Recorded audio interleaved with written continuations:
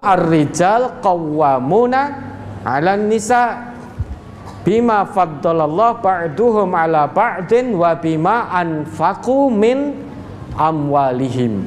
Itu ayatnya seringkali ya. Seringkali kita baca Quran surat An-Nisa ayat berapa? 34. Laki-laki itu pemimpin bagi para istri. Qawamun itu berarti qiwamatur rajul 'alal mar'ah. Kepemimpinan seorang laki-laki, seorang suami terhadap istri dan keluarga. Ma makna qiwamatur rajul 'alal mar'ah?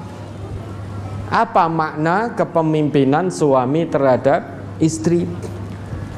Al-qiyam bi syu'uniha, al-qiyam bi umuriha, yaitu memperhatikan urusan-urusan istri, kebutuhan-kebutuhan istri. Bukan berarti kebutuhan-kebutuhan di luar kemampuan. Artinya kebutuhan-kebutuhan primer istri diperhatikan, yaitu nafkah. Kemudian di Quran surat Al-Baqarah ayat 233, wa 'alal mauludi lahu rizquhunna wa kiswatuhunna bil ma'ruf. Wajib bagi para suami itu memberi nafkah lahir batin kepada istrinya dengan cara yang ma'ruf, cara yang baik.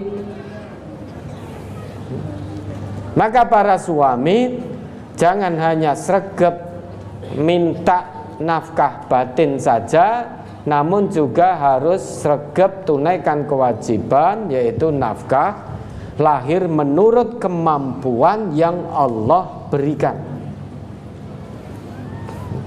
Dulu Nabi kita pernah ditanya,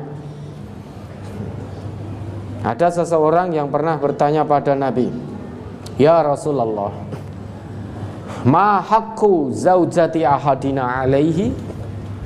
Apa hak seorang istri atas suaminya? Nabi kita bersabda, antut ta'imaha idza ta'imta. Kamu beri makan istrimu jika kamu makan. Artinya suami bisa makan kok istri tidak diberi nafkah makan. Tapi suaminya bisa makan karena medit bakhil. Suaminya bisa makan, perutnya kenyang, istrinya tidak diberi nafkah kon golek dhewe. Wa taksuha idzak tasaita. Jika suaminya punya nafkah membeli pakaian untuk dirinya sendiri, maka wajib bagi suami untuk membelikan pakaian istri. Wala tuqabbih, jangan hina-hina istri, apalagi dihina di hadapan orang lain. Jangan menghina istri. Itu haknya istri. Hak istri itu tidak untuk dihina-hina, tapi untuk dicintai, dibimbing, dipimpin, digandeng tangannya, dididik dengan pendidikan yang baik, diayomi, dikasih sayangi, dijaga, bukan dihina. Kemudian hak istri yang lain, wala tadribil wajha, jangan pukul istri, jangan pukul wajah istri. Bukan berarti boleh memukul bagian yang lain. Intinya istri itu tidak untuk dipukuli. Saya tidak mukul loh, saya nendang. Ini Bani Israel ini kan itu. Wala tahjur illa fil bait. Jangan tinggalkan istri kecuali di rumah. Misal panjenengan bepergian dengan istri, di tengah jalan cekcok, tidak akur, muncul problem, cekcok, suami marah, akhirnya istrinya suruh turun dari kendaraan atau keluar dari mobil, ditinggal ning dalan, tinggal ning pasar, wis medhu kene. Nek ngeyel terus meduna kene.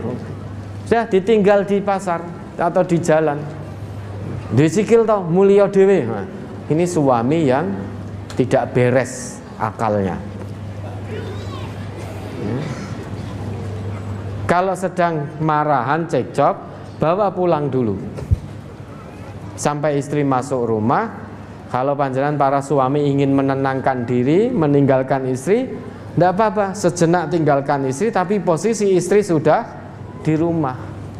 Jangan ditinggalkan duduk ning tengah dalan. Kalau itu dilakukan berarti para suami tidak menunaikan kewajibannya dengan baik. Kewajiban suami itu haknya istri, kewajiban istri haknya suami.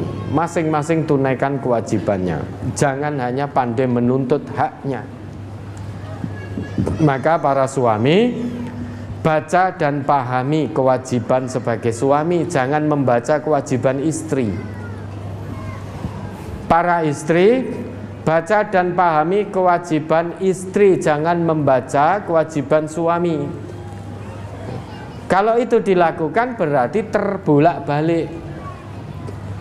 Karena suami membaca dan memahami kewajiban istri, sehingga suami hanya pinter nuntut haknya saja, tidak paham kewajibannya sebagai suami karena tidak baca, tidak paham.